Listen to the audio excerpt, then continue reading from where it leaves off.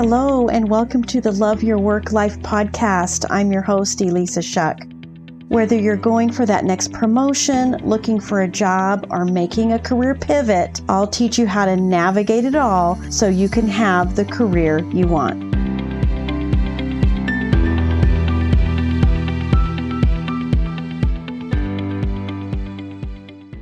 This is Love Your Work Life, episode 127.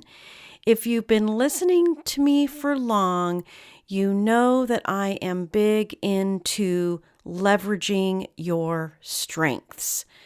The behavioral survey that I use in my one-on-one practice with clients is all about natural, innate behavioral strengths.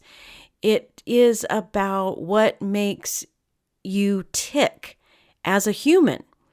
And the reason I give all of my clients this survey, it doesn't matter if we are just doing a new resume, if we are diving directly into interview prep, or if we're doing our customized, comprehensive 3-month career pivot program. It's so important to identify your strengths, to validate yourself and your career direction based on if you are in your strength zone. And what's beautiful about this is that it's not limiting at all. It's actually the opposite of limiting, because when you have a sense of your strengths, you get a sense of possibility. Instead of looking for jobs and trying to fit yourself into that mold, you are now looking at opportunities and evaluating if those fit you. Does this job fit you? Does this career path fit you and your strengths? You can tell I get a little passionate about this because I love it. Now, I've read lots of strength books over the years, and one of my favorites is by Marcus Buckingham. It's called Go Put Your Strengths to Work. In the book, he suggests an acronym for identifying and remembering your strengths, for organizing them, for just kind of having a deeper understanding. The psychologist Donald Clifton, who Marcus Buckingham worked with, said that you know it's a strength because you're drawn to it. If it's something that is intriguing to you, there's a good chance that it's tapping into one of those innate strengths. It may not be a strength you have fully developed, but that's okay, because a strength doesn't necessarily have anything to do with a record of success or ability. It goes far deeper than that.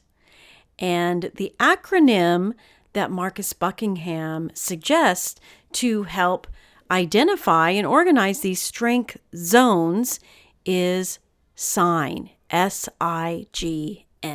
The other interesting thing that Donald Clifton said is you really can't improve weaknesses. The most you could move them on a scale of 1 to 10, if something is a 3, is a 5.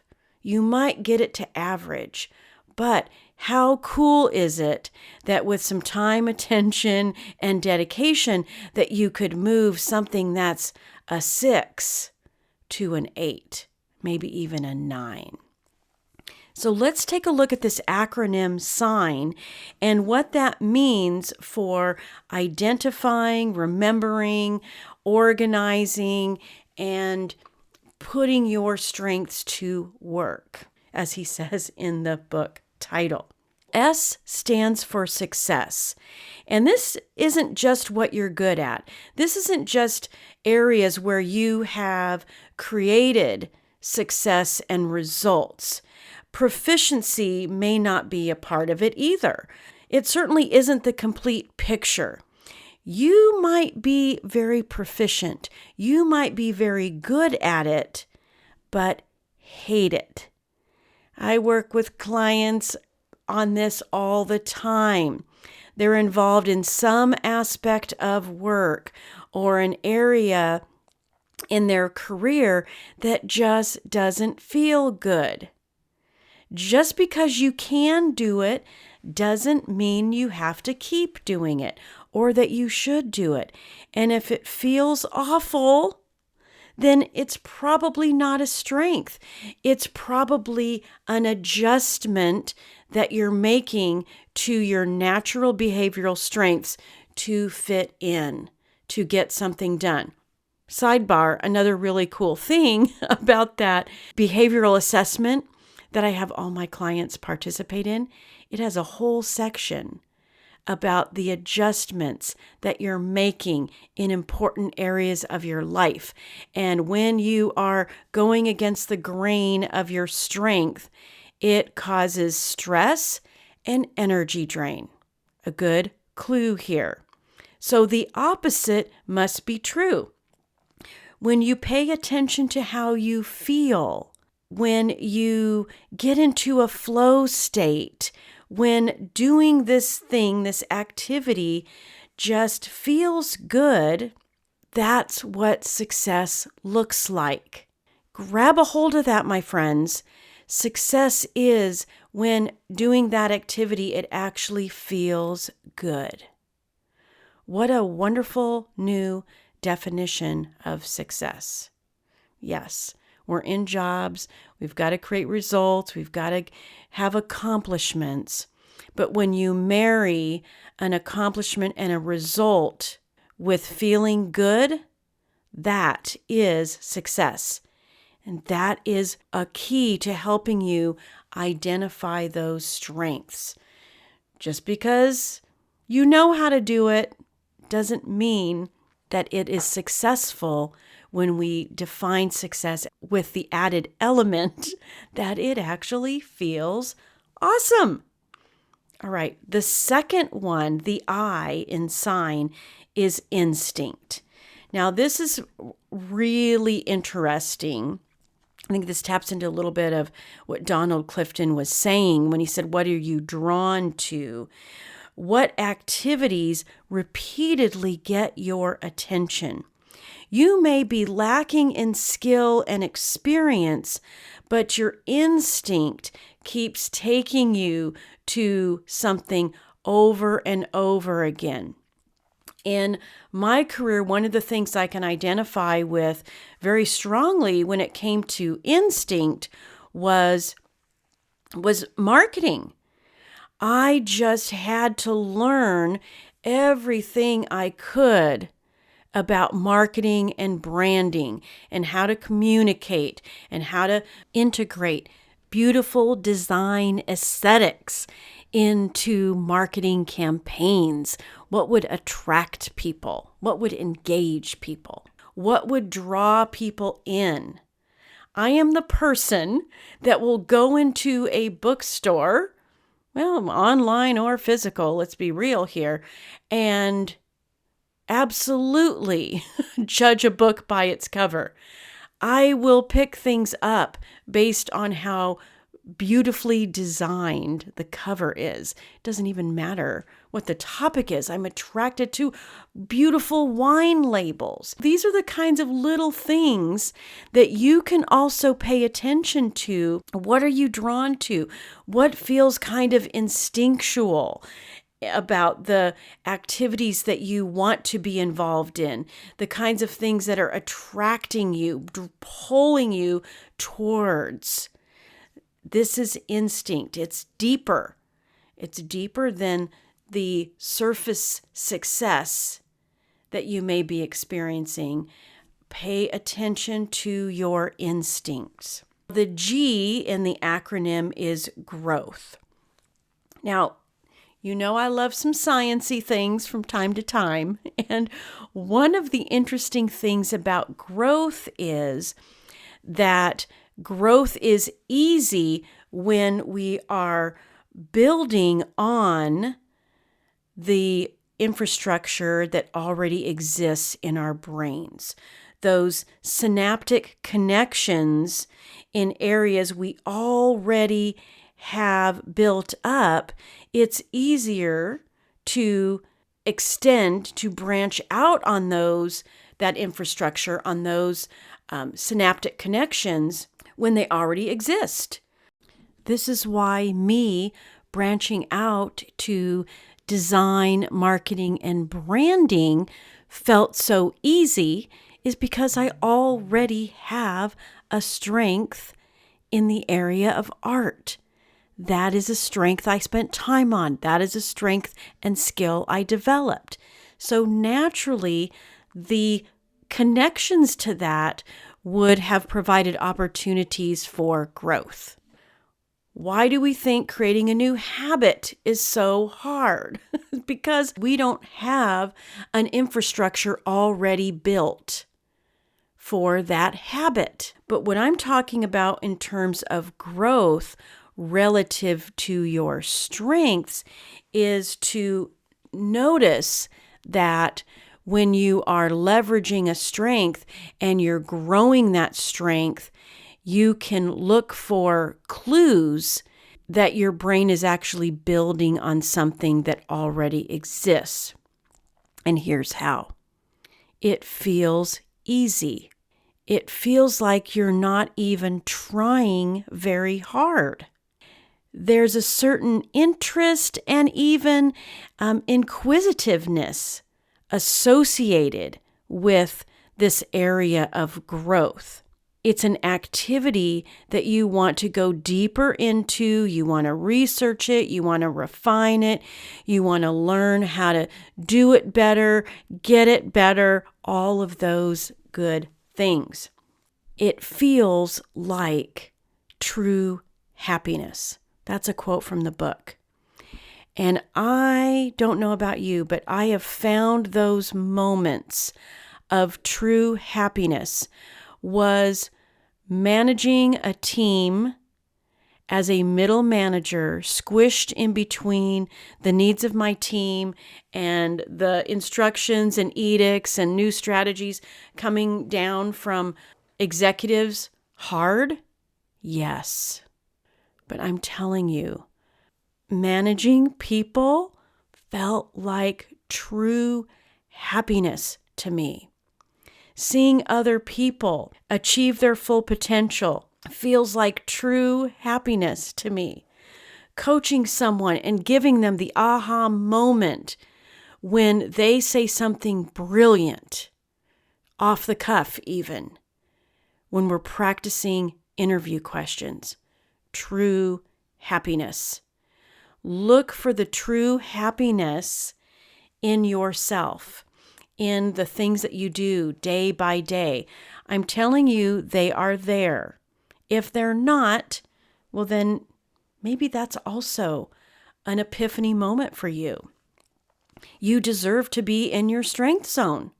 You deserve to find happiness and success doing things you love, to reach out and follow your instincts, to experience growth in a way that feels easy and even effortless.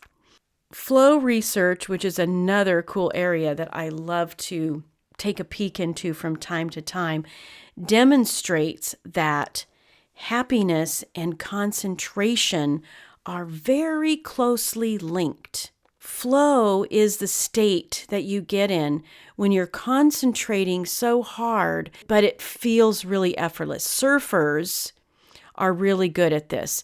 And I actually have a podcast episode called Grit, Flow, and Grace. It's number 65. I'll put it in the show notes. Take a look at it because it's this really interesting combination of how these traits can come together. And what's interesting about flow research is the father of flow, and I'm not even going to say his name because I know I will mess up the pronunciation, figured out that our personal peak of happiness occurs when we are fully immersed in an activity. We may not feel happiness in that moment. I certainly didn't feel happiness necessarily when I was trying to find the right images for those product storyboards. But when I was done, after the effort, after the challenge, after it all came together, then I felt happy.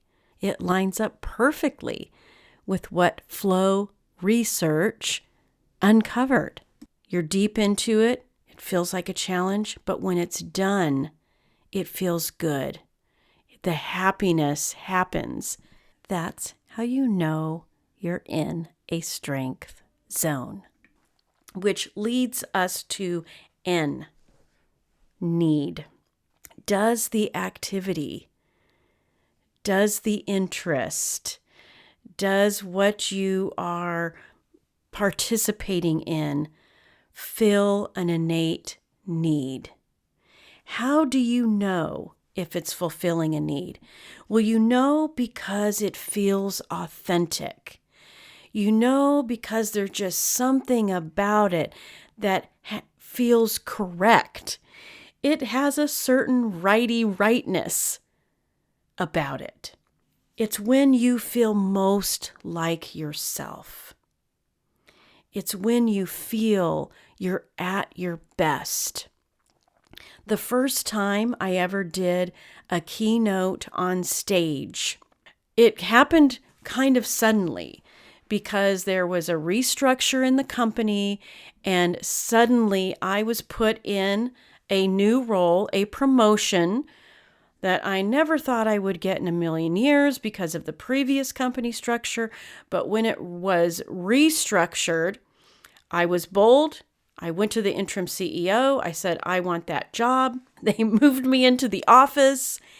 And suddenly I realized, oh my gosh, now that I have this job, I'm going to have to stand on a stage in front of probably 1,000 people. And in a quick flash, I kind of got totally freaked out. And then I realized, oh, this was actually an idea that I had planted in my brain years and years prior. Because in college, when I was taking art history classes, I remember thinking, wow, that would be so cool to stand on a stage in front of an auditorium full of people and talk about stuff that's on a big giant slide next to me. And suddenly that moment was happening. I had never spoken in front of a group that large before. I've done lots of speaking, lots of presentations to board of directors, to customers, clients, the works. Never on a stage like that. So I did the things. I prepared the talk. I found my motivation music. It was the music that I was going to walk out to. On stage, they let you pick a music, so it's kind of playing when you walk out. Well, I picked my music and I played it in the car every day over and over again on my way to work and on my way home from work. My friends, when my time to go on stage came up, chaos was happening. And it's because the person before me was the entertainment for the night, was running long. And every minute that person ran long, it was eating into my presentation. And if I took the time I needed to take for my presentation, we were going to have to pay some pretty hefty fines for going over time. And I remember my boss, the CEO, was saying, don't worry about it. Don't worry about it. We'll get it covered. I had a teleprompter. Again, never spoke from stage. Everybody told me you got to have a teleprompter because that's how you keep track of what you're saying. So I went on stage and I started talking. Something kicked in. It just started flowing out of me. The person running the teleprompter couldn't even keep up with me. But I wasn't missing a beat. I was in a strength zone. I had never done it before, but there was a certain rightness about it. It just felt good. And one of my coworkers, who'd done lots and lots of talks from stage in front of thousands of people, gave me a big hug at the end and said, "You are a natural." What a moment. My friends, what is a natural for you? Find those things. If it's not happening in your current work world, then by gosh, get going. Look for jobs that do fit the mold of you instead of you fitting the mold of the job. And if you need help, you know where to find it. Go to my website. I've got some great resources there for you. Follow me on LinkedIn. I'm always talking about these kinds of things, but you owe it to yourself to look for the signs. What does success mean in terms of making you feel happy? What is instinctual? What are you drawn to? What growth areas feel effortless? And then look for the things that just fill, that just tap into those needs, those innate rightness, things that you do. Get into your strength zone. You'll never, ever regret it. All right, my friends, I'll talk to you again soon. If you like this podcast, I invite you to visit the Love Your Work Life website at elissashuck-careercoach.com. On the site, you'll find all the information you need to work with me one-on-one, as well as get access to my courses, Job Search Field Guide, and The Art of Stellar Interviews. I can't wait to help. I look forward to seeing you there.